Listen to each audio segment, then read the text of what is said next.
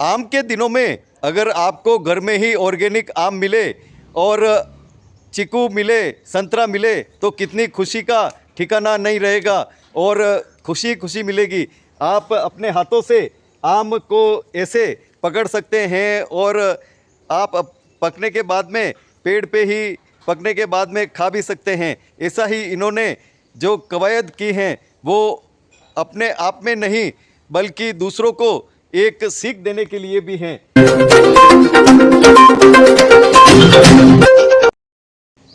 देश और दुनिया में विभिन्न रूपों में लोग अपने जीवन को सुंदर बनाने के लिए और स्वस्थ बनाने के लिए विविध रूपों में कवायद करते हैं, लेकिन संसार तो संसार है। संसार में विभिन्न रूपों में आप खरीदारी करते हैं, लेकिन मन में डर रहता है कि क्या इस वस्तु के खाने पर या इस सब्जी के खाने पर या इस फल के खाने पर कोई बीमारी तो नहीं हो जाएगी।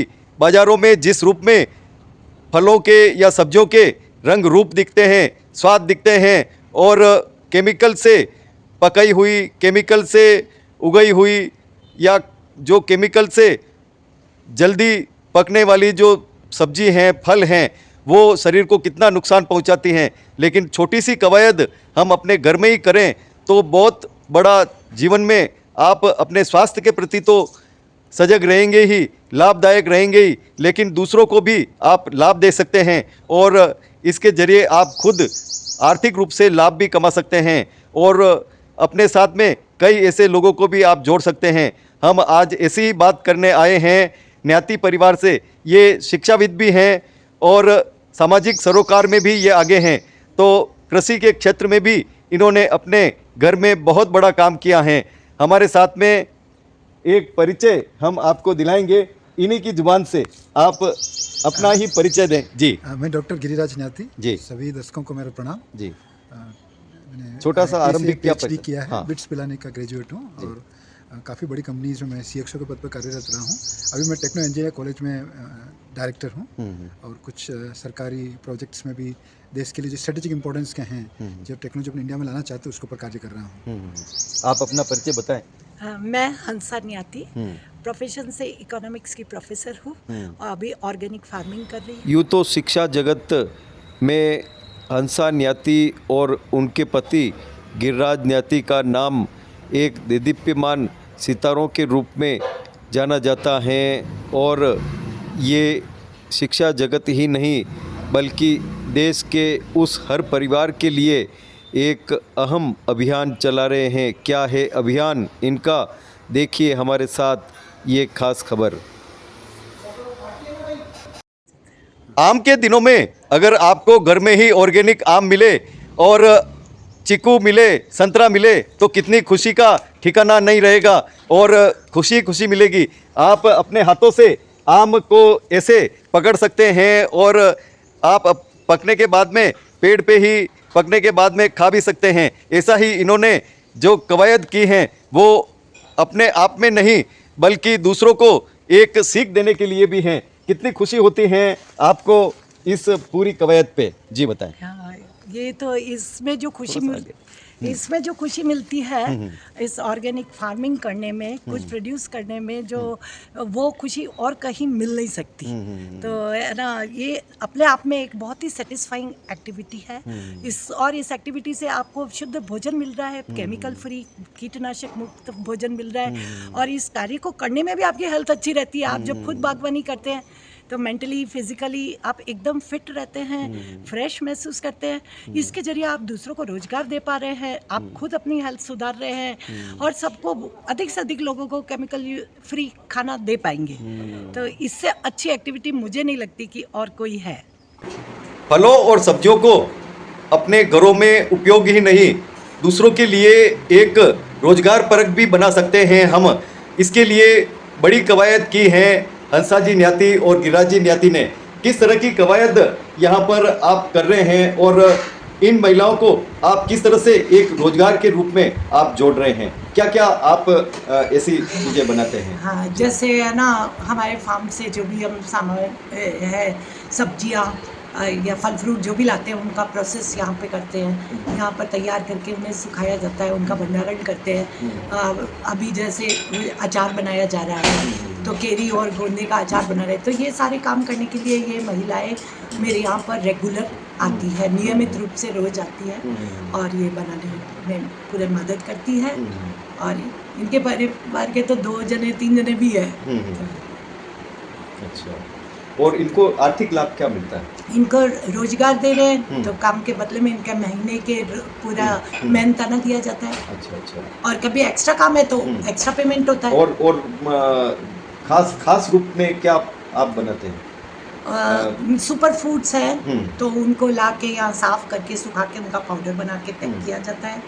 और सब्जियां हैं जैसे बीट रूट है, चुकंदर हमारे फार्म के ऑर्गेनिक है, वो यहाँ ला के धुलाई करके ये उसको साफ करते हैं और फिर सुखाते हैं, तो फिर उनका पाउडर बनता है, फिर पैक होता है। आंवले का बनता है, मोरिंगा का बनता है, जैसे बहुत सारी हर सब्जियों का हम बनाते हैं। कुछ का अचार डालते हैं, कुछ का शरबत बनाते हैं, गुड़हल के फूलों का शरबत बनाया जाता है। तो प्रयोजन के पीछे हमारा मुख्य उद्देश्य ये कि जो हमने समाज से लिया है कुछ भागों में हम उसको वापस दे पाएँ, तो इससे बड़ी खुशी हमें नहीं हो सकती है।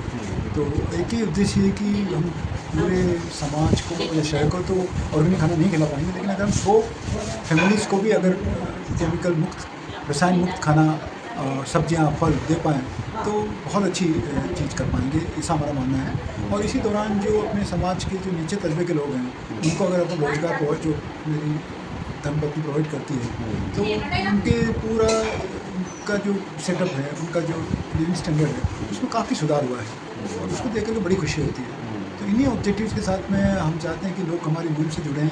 और इसके अलावा भी हमने काफ़ी नए उत्पाद जो कि जिसके ऊपर काफ़ी एक्सपेरिमेंट्स किए हैं। अपन बच्चों को जनरली कोल्ड ड्रिंक पिलाते हैं तो उनके स्वास्थ्य के लिए उतना लाभदायक नहीं होता है, तो अंसा जी ने इसको इनोवेट करके एक ड्रिंक निकाला है जो कि प्योरली ऑर्गेनिक आंवला और बीटरूट बेस्ड है, चुकंदर और आंवला के ऊपर।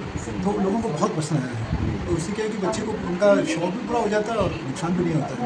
इस तरह के कई कुछ अचार निकाले जो कि मतलब रूटीन के नहीं है, जो कि स्पेशल है, जैसे आंवला केरी का है या मेथी का है। दूसरी विशेषता हमारी ये है कि हम जो भी उत्पाद बना रहे हैं उसका जो रॉ मटेरियल है, उसका जो कच्चा माल है, वो हम खुद ही तैयार करते हैं जो हमारे खेत में उगता है, ताकि उसकी गुणवत्ता पर हमारा 100% उस पर कंट्रोल हो सके। दुनिया में जहां हर तरफ ऑर्गेनिक की मांग है और हर परिवार अपने आप को स्वास्थ्य के रूप में सुरक्षित रखना चाहता है, किन औषधियों का हम घर पर ही निर्माण कर सकते हैं और किस तरह से अपने स्वास्थ्य को और भी सुंदर बना सकते हैं। न्याती जो दंपति हैं वो उन्होंने एक बखूबी इसको निभाया भी है और आगे भी बढ़ा रहे हैं इस परंपरा को। हमारी जो भारतीय संस्कृति है उसमें ऐसी औषधियाँ हैं जो आने वाले भविष्य में जो बीमारियां होने वाली हैं या होगी या अभी वर्तमान में जो बीमारियां हैं उसका किस तरह से घर में ही निदान करें। जी बताएं, किस रूप में आपने ये ऑर्गेनिक को औषधि रूप में भी आगे लाने का प्रयास किया है? जी बताएं। हाँ, जैसे आंवला के गुणों से सभी लोग परिचित होंगे, तो ये हमारा फार्म पे उगाया हुआ आंवले का है। इसे सुखा के पाउडर बनाया है हमने। इसका कलर भी इतना लाइट और अच्छा आता है, काला नहीं होने देते, क्योंकि इसको सुखाने का तरीका है कि आप धूप में थोड़ी देर रख के कितनी देर छाया में सुखाया जाता है ताकि इसकी न्यूट्रिशन वैल्यू कम ना हो। फिर ये मोरिंगा पाउडर है। मोरिंगा पाउडर ये सुपर फूड्स में भी सबसे ऊपर माना जाता है और इसके पूरे ही शरीर के लिए बेनिफिट्स बहुत ज़्यादा। इसमें अमीनो एसिड से लेके मतलब आपके इन्फ्लेमेशन मिटाने के लिए और पूरे शरीर में ताकत देने के लिए ये बहुत ही ज़रूरी सुपर फूड है। और वैसे आजकल तो इसको पूरे हिंदुस्तान में ही नहीं, विश्व में भी सब लोग जानते हैं और यूज़ करते हैं। तो ये ज़रूर, जैसे कई लोग गरीब बच्चे हैं उनको पोषण की कमी रहती है, तो आप उन्हें अगर ये पाउडर देते हैं, मोरिंगा किसी भी फॉर्म में खिलाते हैं तो बहुत उनके लिए फ़ायदेमंद है। तो ये बीटरूट पाउडर है, ये भी जैसे हमारे फार्म पे ऑर्गेनिक तरीके से बीटरूट उगाते हैं।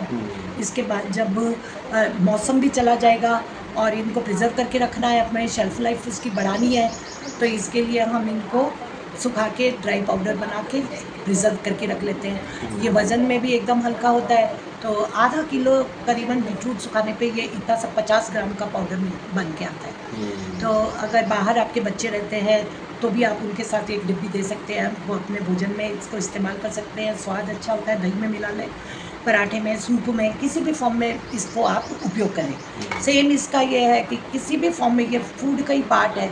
तो आपको सब्जी पराठा के बच्चे नहीं खाते न्यूट्रिशन चीज़ें, तो उनके आटे में ही गूँथ के रोटी पराठा बना दीजिए, सूप में डाल दीजिए, दाल सब्जी में डाल दीजिए, वो उन्हें पता भी नहीं पड़ेगा और एक न्यूट्रिशन वाली चीज़ वो खा लेंगे। आंवला टोटल इम्यूनिटी के लिए है ही है, आप ये भी बच्चों को किसी भी फॉर्म में खिला सकते हैं। ये मुखवास मैंने बनाया है आंवला और बीटरूट का, ये बहुत ही स्वादिष्ट है, तो बच्चे बड़े बूढ़े सभी इसको स्वाद लेके खा पाते हैं और इतना जल्दी ये खा के ख़त्म कर देते हैं। पर इसके अंदर पूरा आंवला और बीटरूट जो कि ऑर्गेनिक है, उसका आपको पूरा न्यूट्रिशन मिल जाएगा। एक पैकेट ये भी आंवला बीटरूट का मुखवास है। इसके अलावा मैंने आंवला बीटरूट का प्री मिक्स बनाया है, जो कॉकटेल मिक्स मॉकटेल की तरह आप इसको बच्चों को जैसे कोल्ड ड्रिंक्स वगैरह से छुड़ाना चाहते हैं तो आप उनको ऐसे न्यूट्रिशन वाले आंवला बीटरूट के प्री मिक्स को ठंडे पानी में घोलकर और पिलाइए, वो बहुत चाव से एक बहुत अच्छे शरबत की तरह वो इसे पिएंगे। तो इस तरह से आप बच्चों को, बड़ों को, बूढ़ों को, सभी को पूरा फुल न्यूट्रिशन और वो भी ऑर्गेनिक वाला आप प्रदान कर सकते हैं। और ये चीज़ें बहुत आसान है उगाने में, उगा सकते हैं, आप खुद बना सकते हैं और आप चाहे हमसे ले सकते हैं। गिरिराज जी न्याती और हंसा जी न्याती केवल शैक्षिक जगत में ही इन्होंने प्रगति नहीं की है, इन्होंने साहित्य जगत में भी प्रगति की है, कृषि जगत में भी प्रगति की है और चित्रकला के रूप में या शिल्प के रूप में भी प्रगति की है। इन्हीं के शब्दों में जानेंगे किस रूप में आपने प्रगति की है और देश ही नहीं पूरी दुनिया के समाचार पत्र हो या टीवी चैनल हो, सभी में आपकी इस खूबी को पूरी तरह से हाईलाइट किया गया है। बताएं क्या क्या आप और क्षेत्र में हैं? हाँ, एक्चुअली बहुत सारे मेरे पैशन हैं, एक नहीं रहा है। जब मैं बहुत छोटी थी तो मेरे मम्मी पापा के साथ हम एक फार्म हाउस में रहते थे उदयपुर के, तो वहाँ पर जो किसान लोग जो भी एक्टिविटी करते थे, किसान खेती बाड़ी करते थे, तो मैं एक 4 साल या 5 साल के बच्चे होते हुए उनके साथ रह करके मैंने प्रैक्टिकल सारा काम उस उम्र में ही सीखना शुरू कर दिया था। क्योंकि बड़ी बड़ी चीज़ों या बहुत लग्जरी मेरे को कभी लुभाती नहीं थी। मुझे किसानों का जीवन या नेचर के आसपास क्या चीज़ें हो रही है वो मुझे बहुत आकर्षित करते थे। तो मैं 4-5 साल की थी तब से उन किसानों के साथ ही रहती थी, तो वो जब भी कृषि कार्य करते थे वो मैं हर समय देखती रहती थी। धीरे धीरे अपने अंदर वो चीज़ें मैं सीखती चली गई। तो तब से ही ये मेरा कृषि के लिए या चीज़ें उगाने, सब्जियां, फल फ्रूट ये उगाने का मुझे शौक़ तभी से है। और उसी बहुत बचपन से ही मुझे ड्राइंग एंड पेंटिंग का शौक़ था। मेरे मम्मी पापा, जो कि मेरे पापा इंग्लिश के प्रोफेसर हैं, मम्मी मेरी बहुत ही उच्च मूल्य वाली महिला है, उन्होंने हमें इतना प्रेरित किया कि हमने खूब समय निकाल के ड्राइंग पेंटिंग करी। टीवी वगैरह ऐसी चीज़ें थी भी नहीं और जब आ गई तब भी हमें उनमें ज़्यादा समय हमने नहीं लगाया, बल्कि इन कार्यों पे लगाया कि खेती बाड़ी सीखें, ड्राइंग पेंटिंग करें, कुछ भी क्रिएटिव काम क्रिएट करने के लिए एक बहुत ज़्यादा इच्छा बनी रहती थी और वो आज भी है। तो हमने फिर दिल्ली, जब मेरा 15 साल में दिल्ली रही, वहाँ पर मैंने त्रिवेणी कला संगम में स्कल्पचर सीखा और वहाँ कई सोलो एग्जीबिशंस लगाए। Triveni Kala Sangam, all India fine arts and craft society Delhi, India habitat centre Delhi, सभी जगह जहाँ मैंने अपने सोलो शो किए, जिसमें स्कल्पचर, मिक्स मीडिया, पेंटिंग्स, वो लोगों ने बहुत सराहा। और वहाँ के जो न्यूज़पेपर, हिंदुस्तान टाइम्स, दिल्ली, नोएडा, गाज़ियाबाद के सारे पेपर्स में कवरेज आया। हिंदू में काफ़ी बड़ा कवरेज था, पायोनियर में से मुझे तो अब नाम भी याद नहीं है, काफ़ी जगह जो है वो उन पेपर्स में, नेशनल पेपर्स में कवरेज मुझे मिला। लोगों ने बहुत सराहा और वहाँ भी मैं गरीब बच्चों को फ्री में उनके घर पे जाकर के ड्राइंग पेंटिंग सिखाती थी और उन्होंने फॉर्मल स्कूल में हमने दाखिला भी दिलवाया। घर पे मेरा एक आर्ट इंस्टीट्यूट चलता था जिसमें 5 साल 3 साल के बच्चों से लेकर रिटायर्ड लोग भी ड्राइंग पेंटिंग सीखने आते थे। अलग अलग शहरों में भी मैंने बहुत शो किए हैं। बेंगलोर में मैंने वर्कशॉप्स किए आर्ट के, जो कि वहाँ के लोग जो वहाँ के वातावरण से घबरा जाते हैं, महानगर के, तो बड़ी बड़ी कंपनियों के वाइस प्रेसिडेंट ऐसे लोग भी मेरे वर्कशॉप में आते थे 3 घंटे 4 घंटे की वर्कशॉप होती थी, जिसमें वो कुछ बना के लेके जाते थे, चाहे वो मिट्टी का स्कल्पचर हो, चाहे कैनवास हो, चाहे मिक्स मीडिया ड्राइंग हो। और वो बहुत शौक से आते हैं और वो बोलते थे कि हमारे मानसिक तनाव को कम करने का इससे अच्छा हमें कोई तरीका नहीं मिल रहा है। तो वहाँ भी मैंने बहुत वर्कशॉप किए। जिस भी शहर में जहाँ भी मैं जाती हूँ, मेरे साथ आर्ट का सामान होता है, मैं वर्कशॉप करती हूँ। ऑर्गेनिक खेती के लिए एक को जब भी जाती हूँ, घर में जितनी छोटी सी भी जगह है तो मैं बता के आती हूँ कि यहाँ पर आप ये सब्जी उगा सकते हो, ये पपीता का पेड़ लगा सकते हो, नींबू का पेड़, आम का पेड़, या कैसे इसको छोटी जगह में अधिक से अधिक भोजन आप लगा सकते हैं। किचन वेस्ट आपको नहीं निकालना है। किचन में जो भी सब्जियों के छिलके, फल फ्रूट के छिलके इकट्ठे करके कंपोस्ट बनाइए। चाय के पत्ती रोज़ जो चाय पीते हैं उसको डालिए, पौधे बहुत अच्छे चलते हैं उससे। तो लोगों ने बहुत इस चीज़ को सराहा है और माना है। जो फ्लैट्स में रहते हैं इवन वो भी अपना वर्मी कंपोस्ट खुद तैयार कर रहे हैं और बालकनियों में अपने पालक, मेथी, सरसों, धनिया, हरी मिर्च ऐसी चीज़ें लगा रहे हैं और शुद्ध वो खा रहे हैं। तो इस तरह से अगर हर जना करे तो हमें शुद्ध खाने पीने की कोई कमी नहीं रहने वाली है। जी बताएं, क्या कहना है? मतलब इसमें तो कोई दोहरा नहीं है कि भारतवर्ष में नहीं, पूरे विश्व में अभी सभी लोगों में इस बात की जागरूकता है कि स्वस्थ खाना खाया जाए और जितनी बीमारियों के कारण से इंसान की उम्र में जो भी चैलेंजेस आ रहे हैं, बीमारी में चैलेंजेस आ रहे हैं, उनको हम उसका निवारण कर पाएँ। तो अपेक्षा यही है कि सरकार की तरफ से भी, हमारे प्रधानमंत्री से भी जो इतना अच्छा कार्य हो रहा है देश में, तो आज नहीं तो कल तो हमें जगना ही पड़ेगा। क्योंकि मैं पुराने समय की डिमांड के हिसाब से देश में कुछ कृषि की क्रांति आई है, वो समय की डिमांड थी, उसके हिसाब से इतनी लार्ज पॉपुलेशन को अपने को खाना खिलाना था। तो उसके लिए जो भी उर्वरक का उत्पादन हुआ है या जो उसका उपयोग हुआ है वो जायज़ है। लेकिन इसका जो दूसरा पहलू अगर देखें कि इसका जो उपयोग होना चाहिए, जिस मात्रा में, तादाद में उपयोग होना चाहिए, उससे कई गुना उपयोग हुआ है। उसका रिजल्ट ये हुआ है कि जो ज़मीन है हमारी बंजर होती जा रही है। आप हर अखबार में ऑलमोस्ट हर दिन आपको ये रिपोर्ट मिल जाएगी कि इनसे अपने पर्यावरण को और अपनी ज़मीन को कितना नुकसान हो रहा है। और इसी का ये परिणाम है कि आज जो जितनी बीमारियाँ अपने को फैल रही है, तो वो मतलब ये अचानक तो नहीं हुआ है, ये बिल्कुल एक रणनीति के द्वारा सोची हुई योजना हुई किसी ज़माने में थी, लेकिन इनका उपयोग सही नहीं हो पाया। अब ये अपेक्षा की जा रही है कि भाई आज नहीं तो हमारी आगे आने वाली पीढ़ी इन्हीं बीमारी से जूझती रहे, या फिर अपन बैक टू बेसिक से बोलते हैं। जो भारतवर्ष तो अभी भी विश्व गुरु के लिए पर अपन बोला करते हैं, बट पुराने ज़माने में तो हमारी औषधियाँ, हमारे तंत्र, हमारी जो एग्रीकल्चर थी वो बहुत एडवांस पद्धति की हुआ करती थी। तो अभी भी उनको अपन को वापस आज नहीं तो कल जाना ही पड़ेगा। तो इन सभी, लेकिन प्रश्न ये है कि ये जो ऑर्गेनिक खाना है, जैविक खाना है, सब्जियाँ हैं, फल हैं, उनकी जो उसको प्रोत्साहन तो देने की ज़रूरत पड़ेगी। जैसे भी अपन कोई नई इंडस्ट्री लगाते हैं तो अपन कम्पीट करते हैं बड़े बड़े देशों से, तो उसके लिए सरकार सब्सिडीज़ देती हैं, योजनाएं बनाती है, क्योंकि उसके बगैर एक जो स्टार्टअप होता है वो नहीं चल पाता है। इसी हिसाब से कृषि के क्षेत्र में भी यही अपेक्षा है कि इस जैविक खेती को बढ़ावा देने के लिए एक लार्ज स्केल पे एक नेशनल मिशन के रूप में कार्य होना चाहिए। मैं नहीं कह रहा हूँ कार्य नहीं हो रहा है, लेकिन जिस स्पीड से और जिस लगन से होना चाहिए उसको बढ़ाने की बहुत ज़्यादा ज़रूरत है, ताकि काफ़ी लोग इसमें प्रेरित हो सकें और इसकी तरफ रुझान कर सकें। हाँ, कि ऑर्गेनिक खेती के कई फ़ायदे हैं, जिसमें कि आपको तो केमिकल फ्री, कीटनाशक मुक्त भोजन हमें, हमारे परिवार को मिल रहा है।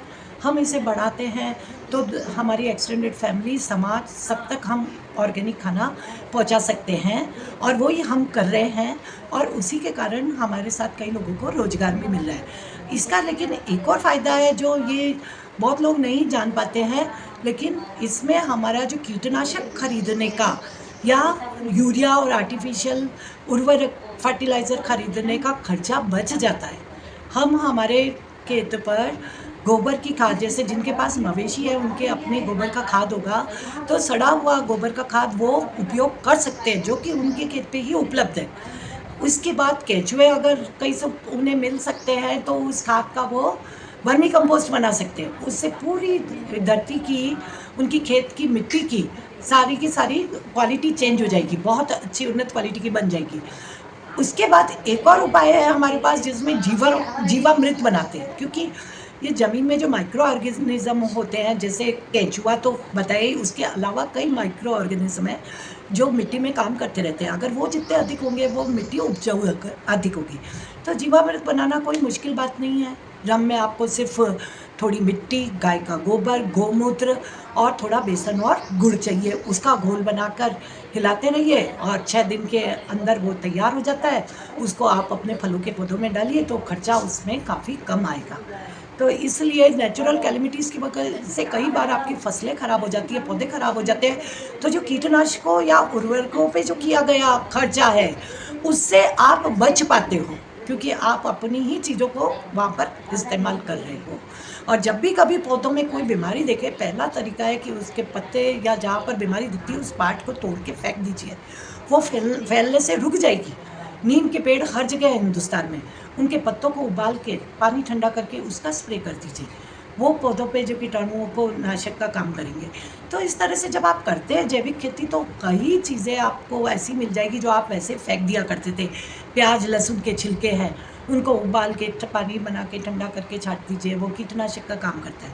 तो मुझे आज तक मेरे पौधे इतने हेल्दी है कि मुझे इनको यूज़ करने का केमिकल कीटनाशक यूज़ करने की ज़रूरत ही नहीं पड़ी। जी, क्या कहना है आपका? क्या नाम है आपका? मेरा नाम चंदा है। जी, ये सब काम करके हमको अच्छा लगता है और हमको ये मतलब हम वैसे तो बहुत काम करके पैसे कमा सकते हैं, लेकिन ये सब काम करने में ऑर्गेनिक चीज़ों में दीदी अच्छा लगता है। ये सब काम करने में मज़ा आता है, मतलब खुशी होती है हमको ये सब काम करने से। ये हमारा नाम है। ये सब काम करने में हमको मज़ा आता है कि दीदी हमको सब सिखाते हैं और हम घर बैठ के ये सारा काम करते हैं। आपके बगीचे में भी ऐसे आम लग सकते हैं और आप उन आमों को अपने हाथों से पक जाने के बाद में तोड़ सकते हैं। खूब आनंद आता है जब हमारे घर में हम आम के पेड़ लगा सकते हैं और चीकू के पेड़ लगा सकते हैं। कई घरों में तो उन्होंने लगा रखे हैं हर परिवार ने, लेकिन अभी तक कई घर ऐसे बाकी हैं कि जो उचित ज़मीन होते हुए भी उनका सही रूप में वो उपयोग नहीं कर पा रहे हैं और इस लाभ से वो वंचित हैं। हम ऐसी ही कवायद करें कि हमारे घर आंगन में ऐसे वृक्ष हो जैसे आम, चीकू, संतरा इत्यादि जो वृक्ष हमेशा फल देते हैं और खूब आनंद ठाठ से हम फलों का उपयोग भी कर सकते हैं और अपने आस पड़ोस में, अपने शहर में, अपने मिलने वालों में उसका हम आर्थिक रूप से लाभ भी ले सकते हैं। खूब कवायद हम करते हैं, लेकिन छोटी सी कवायद अगर हम हमारे लिए भी करें तो उसका लाभ दोहरा हमें मिल सकता है। वर्तमान में कई महिलाएं और कई बच्चे अपना समय कई घंटों का मोबाइल में व्यस्त कर देते हैं या अन्य कार्यों में व्यस्त कर देते हैं, लेकिन जिस रूप में हमें घर में वाकई में काम करना चाहिए उस रूप में अगर हो तो हमारा जो स्वास्थ्य है वो भी हम ठीक रख सकते हैं, हमारे परिवार का स्वास्थ्य ठीक रख सकते हैं। और परिवार ही नहीं बल्कि हमारे जो आसपास के जो पड़ोसी हैं, हमारे शहरवासी हैं या हमारे देशवासी हैं या हमारे पूरे दुनिया के वासी हैं, उनको भी हम हमारी कवायद से उनके स्वास्थ्य को सुंदर बना सकते हैं और चिरंजीवी बना सकते हैं। यानी कि हमारे शास्त्रों में ऐसी मान्यता है, ऐसी कहावत है कि जीवेम शरदा शतम, यानी कि 100 वर्ष तक हम स्वस्थ पूर्वक हम कैसे जिए, ये हमारे घर में ही पूरी तरह से निहित हैं। बस जागने की जरूरत है। न्याती दंपति आपको जगा रहा है, आप भी जागें, अपने पड़ोसी को भी जगाएं, अपने शहरवासी को भी जगाएं, अपने देशवासी को भी जगाएं और दुनिया भर के लोगों को जगाएं।